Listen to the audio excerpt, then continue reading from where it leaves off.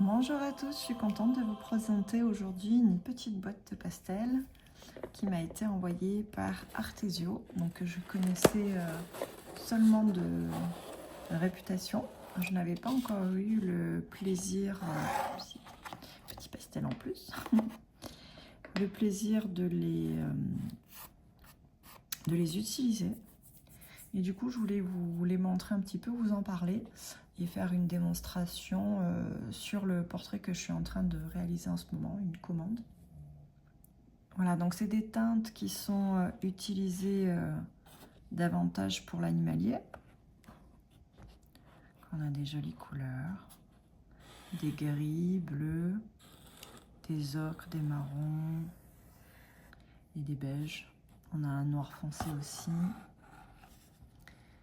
Et j'ai bien aimé en fait l'originalité du pastel en lui-même, qu'on peut prendre entre le pouce et l'index, vraiment. Donc c'est des pastels extra soft, très tendres, mais qui sont pas trop poudreux, pas trop poussiéreux, vous voyez. Donc ça fait pas plein de poudre comme certaines marques, parce que j'aime bien le côté tendre des pastels, pour ceux qui me connaissent, mais j'aime pas quand c'est trop poudreux en fait.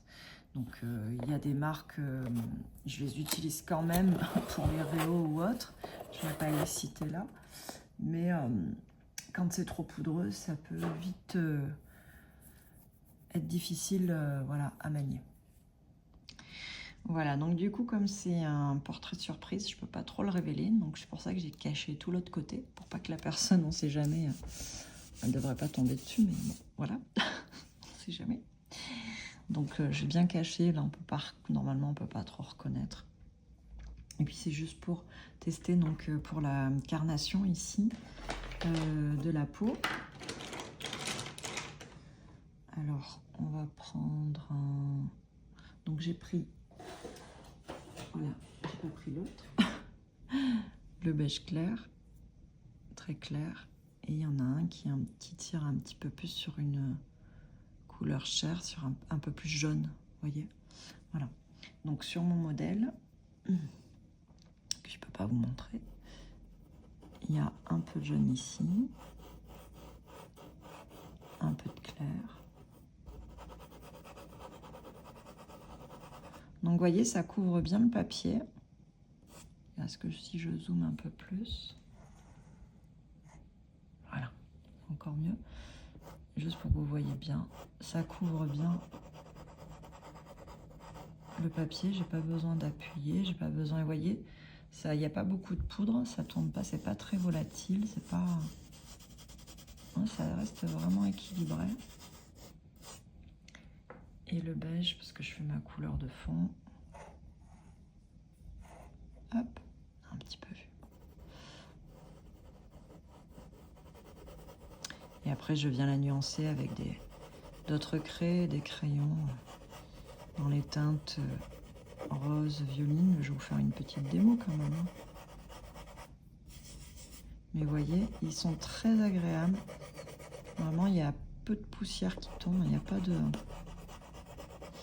Et moi, ça, j'apprécie. En plus, je trouve que c'est assez maniable, hein. Bien maniable. On vient bien sur le côté, là, si je veux aller jusqu'au... Voilà. Jusqu'au bord, vous voyez.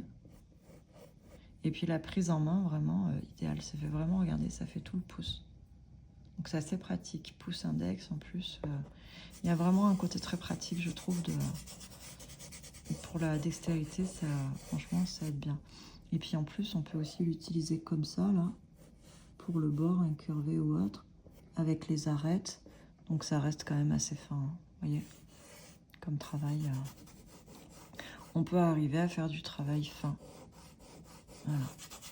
D'autres craies peuvent être plus handicapantes des fois, vous voyez. Je trouve ça sympa. Donc pour moi, c'est une belle découverte. Voilà. Je ferai pas de vidéo hein, si j'étais pas... J'ai pas d'action, j'ai rien, je le fais vraiment par sincérité. Hein, parce que j'ai trouvé que le matos était sympa. Donc du coup, je vous le fais découvrir. Si vous connaissez pas vraiment, allez voir son site, que je trouve en plus bien fait. La gamme est pas étendu non plus, mais ça va, il y en a 78 je crois. Il y a pas mal de références. Et donc je vous redis, c'est Artesio, pastel artisanaux extra tendre. Voilà. Donc en plus moi je suis pour favoriser la fabrication française, évidemment. Donc voilà, et les petits artisans, hein. Donc, ou les grands artisans, pardon. Voilà, donc vu que j'y suis, je vais quand même mettre un peu d'autres coups de crayon, hein. Pas vous montrer juste ça. Donc là, je viens à la craie. Donc en plus, ce qui est bien, c'est qu'on peut mélanger avec d'autres craies. Il n'y a pas de souci, de d'autres marques. Ça se mélange bien aussi. Craie plus sèche ou autre. Il n'y a pas de problème. Moi, je vais prendre là un rose de chez Carbotello. J'aime beaucoup. Et Carbotello, c'est le matériel que j'utilise le plus, hein. Stabilo, Carbotello et les carandaches.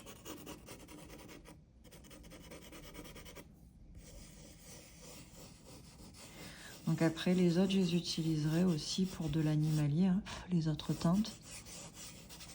Et puis, je vous ferai peut-être, voilà, sûrement même, une autre vidéo avec les autres teintes utilisées pour un animal. Voici.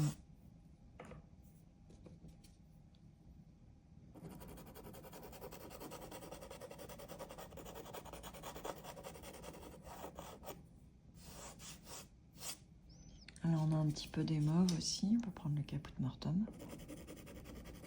On a aussi des nuances bleues. Et vous voyez, du coup ça reçoit bien aussi, hein, le mélange avec les crayons, il n'y a pas de souci. Je peux faire des nuances subtiles, moi j'aime bien travailler comme ça. Surtout que quand c'est une peau d'enfant, de bébé, comme ça on peut bien nuancer de manière douce, hein. C'est important. Ça rappelle bien la douceur de ces visages enfantins. Voilà, voilà. Je vous dis à très vite pour d'autres démos. Bonne journée.